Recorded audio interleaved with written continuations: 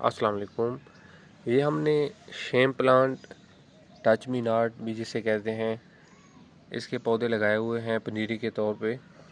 इस पौधे की ख़ास बात कि इसको जैसे ही छुआ जाए तो ये देखें इस तरीके से, इस वजह से ये पौधा बड़ा ज़बरदस्त, बच्चों के लिए बड़ा मज़े का पौधा होता है। ये देखें, फ़ौरन ही इसके जो पत्ते हैं इनको हाथ लगाएं जैसे ही ये बंद हो जाते हैं। बड़ा एक ज़बरदस्त किस्म का ये बच्चों के लिए ख़ास कर।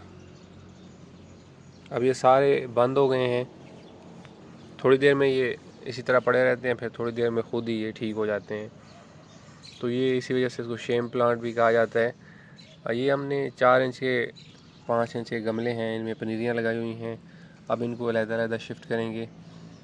इस पर फूल भी आता है बड़ा प्यारा सा।